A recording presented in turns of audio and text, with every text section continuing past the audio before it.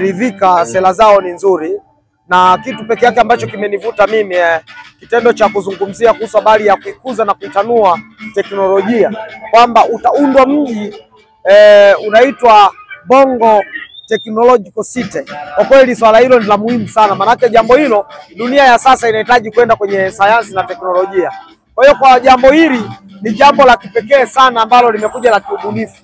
Kwa kweli kumbe kuna raha sana kwa kwenda kusikiza kwenye vyama vingine, kwenda kujifunza na kujua mambo mengi kadha wa kadha. Nimejifunza mambo ya msingi na nimefurahi kwa sababu wamezungumza mambo mazuri, na jambo hili kwa kweli linahamasisha. Na subiria tena mwingine atakapokuja tena atakuja tena kusikiliza ili niweze kujua nitakwenda kumchagua nani, lakini kiukweli wameniridhisha, nimeridhika sana. Kwa jina naitwa Eriki Ezekieli. Zenyewe sera kama jinsi wanavyozitoa wagombea,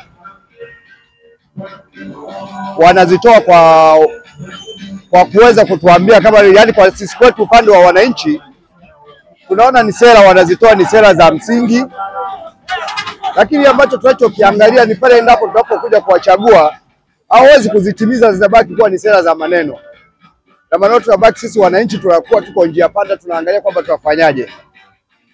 Lakini kwa upande wa sera ambazo wanazozitoa zinatuvutia kwetu sisi wananchi, lakini ambacho kinachotakiwa sisi kukifanya kama wananchi ni kuangalia ni sera ipi ambayo inayoweza ikatufanya tukapata mabadiliko. Na maana ni kila mwananchi ni kujifikiria atakachokuja kufanya tarehe na kupiga kura na kuweza kuchagua kiongozi ambaye anaweza akatuletea mabadiliko.